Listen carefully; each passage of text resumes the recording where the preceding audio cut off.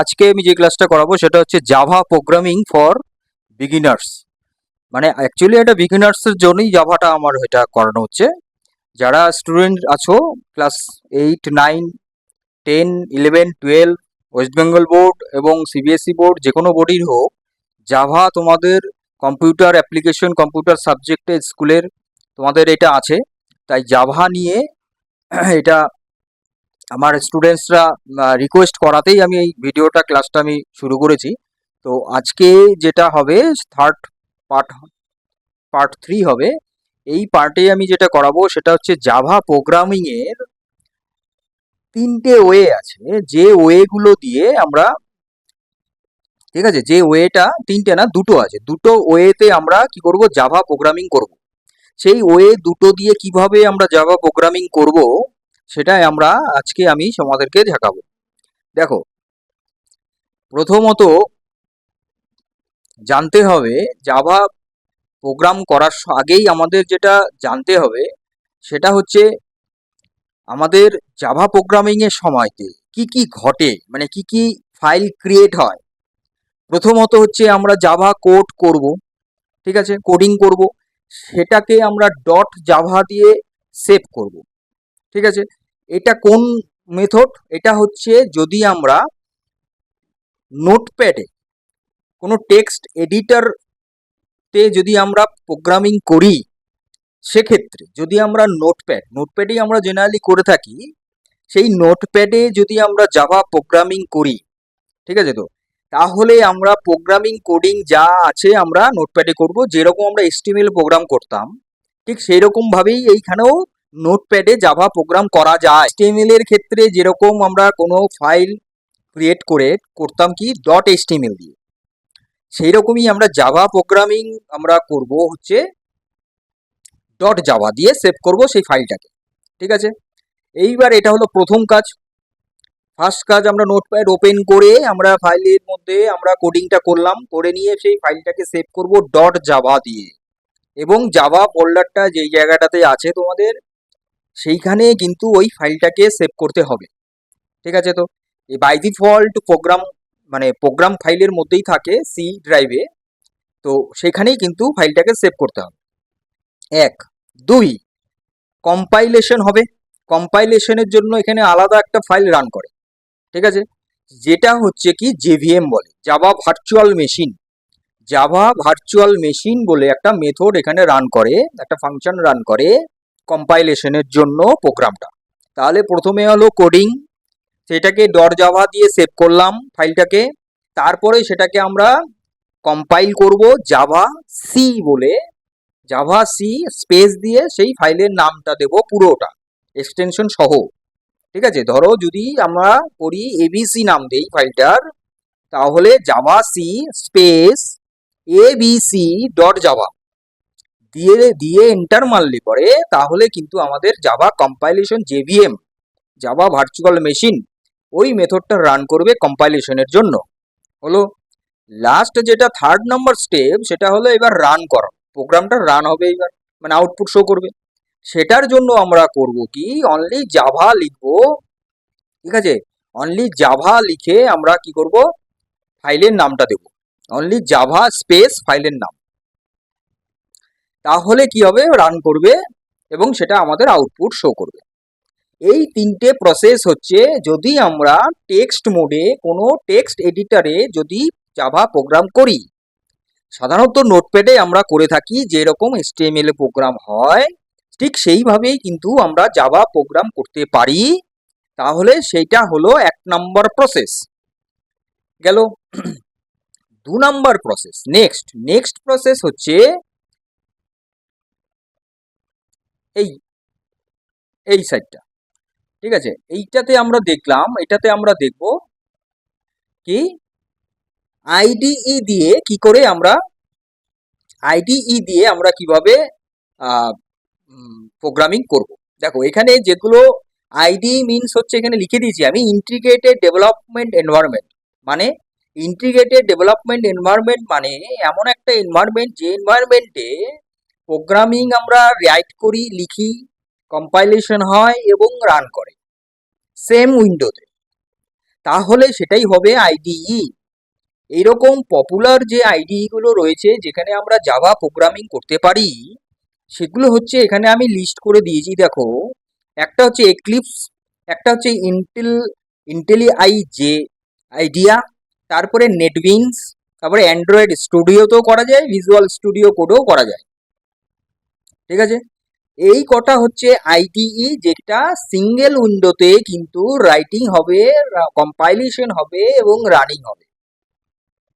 এটা গেল আইডিই। এইবার তোমাদের যেটা ব্লু জে আছে, সেই ব্লু জেও কিন্তু একটা আইডিই, কিন্তু সেটা একদম বিগনার্স লেভেল, মানে একদম তোমাদের যেটা স্কুল তোমাদের সিলেবাসে রয়েছে ক্লাস 8-এ, তাদের হচ্ছে কি ব্লু জে দিয়ে আইডি, ব্লু জে কিন্তু একটা আইডি, সেই ব্লু জেটাকে ইনস্টল করে নিতে হবে মেশিনে। খুব সিম্পল, গুগলে গিয়ে ব্লু জে তোমরা গুগলে ব্লু জে লিখবে, আইডি লিখবে, তাহলেই দেখবে ওদের সাইটটা খুলে যাবে ব্লু জের। সেখান থেকে তোমরা 64 যদি হয় উইন্ডোজ সেক্ষেত্রে, আর যদি 34 হয় সেক্ষেত্রে তোমাদের 32 যদি হয় সেক্ষেত্রে তোমাদের করে নিতে হবে, সেইভাবে দেখে ব্লু জেটাকে ইনস্টল করে নিতে হবে। তো এইটা হচ্ছে তোমাদের ব্লু জে দিয়ে তোমাদের স্কুলে যারা 8-এ আছো পড়ছো তাদের ব্লু জে আছে। আর যারা একটু উঁচু লেভেলে পড়ছো, পড়াশোনা করছো, বা এমনি জাভা প্রোগ্রামিং তোমরা শিখতে চাচ্ছ, তাহলে কিন্তু তোমরা বেস্ট আমি যেটা বলবো যে ভিজুয়াল স্টুডিওতেও করতে পারো, কারণ ভিজুয়াল স্টুডিওতে যে কোনো প্রোগ্রামিংই করা যায়, পাইথনও করা যায়, জাভা করা যায়। ঠিক আছে, সেখানে একটা এক্সটেনশন তোমাদের ইনস্টল করে নিতে হবে, আপডেট করে নিতে হবে। দেখবে যখনই তুমি প্রোগ্রামটা করে কম্পাইল রান করাবে তখনই দেখবে ওখানে চাইবে যে আপডেট বা ইনস্টল হচ্ছে ওই এক্সটেনশনটা, জাভা এক্সটেনশনটাকে ইনস্টল করে নিলেই হয়ে যাবে। তাহলে এটা হচ্ছে তোমাদের সেকেন্ড যে মেথডটা জাভা প্রোগ্রামিং করার জন্য। এরপরে আমি যেটা দিয়েছি একটা বেসিক জাভা প্রোগ্রামে আমি স্ট্রাকচার দিয়েছি। তোমরা আজকে জাস্ট এই বেসিক স্ট্রাকচারটা জেনে রাখো, আমি এর পরের দিন আমি একটা ধরে ধরে আমি তোমাদেরকে বোঝাবো যে একটা স্ট্রাকচারটার মধ্যে কোনটার কি মিনিং আছে। দেখো, প্রথমত হচ্ছে জাভা প্রোগ্রামিং হচ্ছে একটা ক্লাসের মধ্যেই করতে হয়।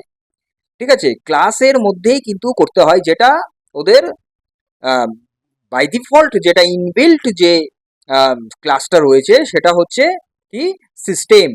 তো সিস্টেম ওই ইনবিল্ট একটা ক্লাস, যে ক্লাসের মধ্যে একটা আউট আছে, মানে যদি সেই রেজাল্টটাকে আউটপুট করতে হয় তাহলে আউট হচ্ছে আর একটা ওর মেথড। সে মডিউল মানে সিস্টেম মডিউলের মধ্যে আউট হচ্ছে একটা মেথড।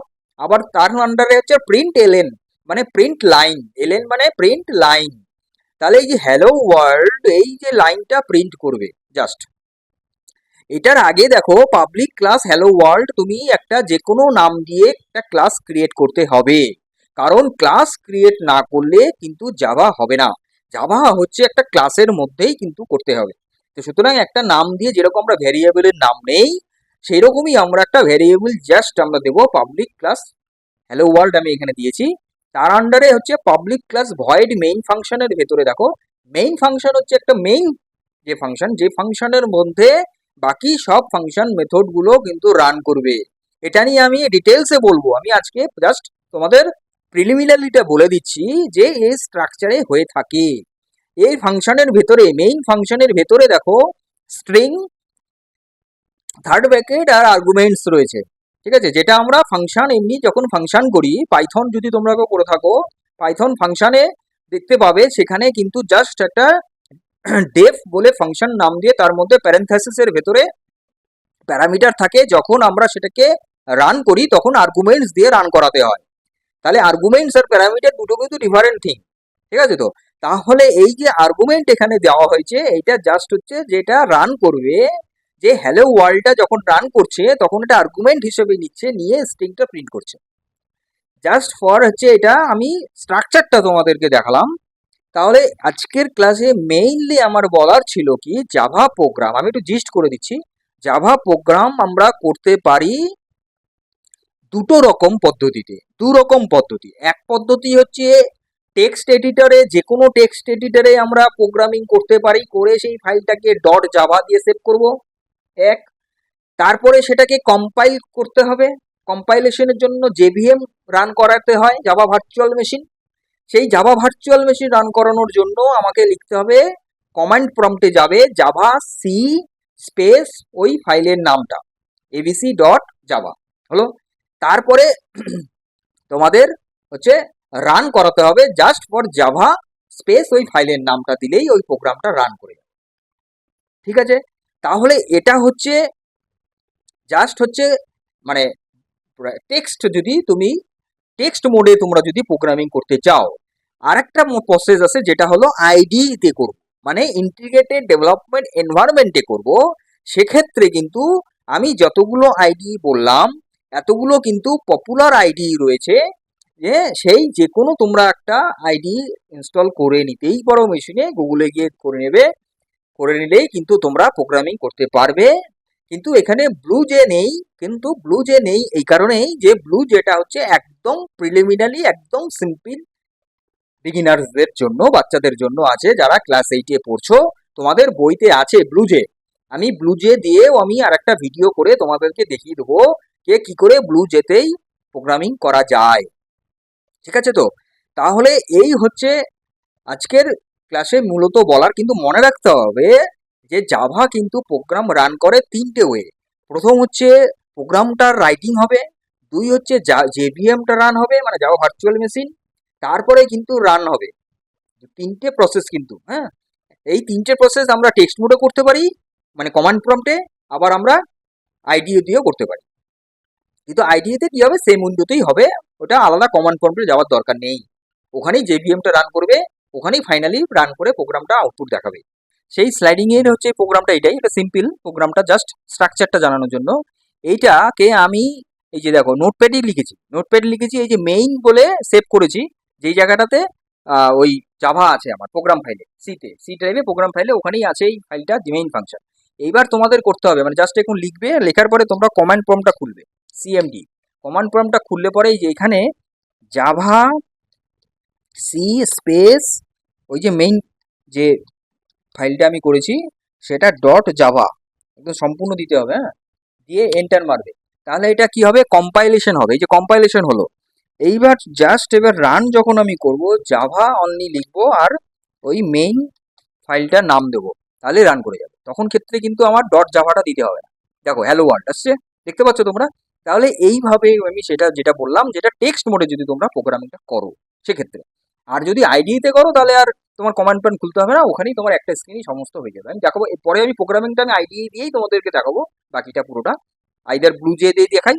ব্লু জে দিয়ে দেখাবো ওই কারণেই যে ব্লু জেটা তোমাদের স্কুল সিলেবাসে রয়েছে, আমি ব্লু জেটা দিয়েই দেখাবো। হ্যাঁ, ভিজুয়াল স্টুডিও দিয়ে আমি দেখাবো না, ব্লু জে দিয়ে দেখাবো। একই ব্যাপার, ব্লু জে দিয়ে ভিজুয়াল স্টুডিও করো যাই করো একই, সবই আইডি, ঠিক আছে, করতেই পারো। আমি ব্লু জে দিয়ে দেখাবো, কারণ হচ্ছে কি যে স্টুডেন্টদের বুঝতে সুবিধা হবে। হ্যাঁ, তো এইটাই হচ্ছে আজকের ক্লাসে মূলত বলার। তাহলে আজকের ক্লাসটা তাহলে এই পর্যন্ত রইলো। পরবর্তী ক্লাস নিয়ে, পরবর্তী ভিডিও নিয়ে খুব তাড়াতাড়ি আসছি। ততক্ষণ পর্যন্ত তোমরা সুস্থ থাকো, ভালো থাকো, মজায় থাকো, আনন্দে থাকো, আপডেটেড থাকো, ডিজিটালি থাকো, এবং এই পলিসি ওয়েব ডিজাইন এই কম্পিউটার লার্নিং সেন্টারের সঙ্গে থাকো। আমি লিঙ্কন পল, আমার সঙ্গে থাকো। Thank you.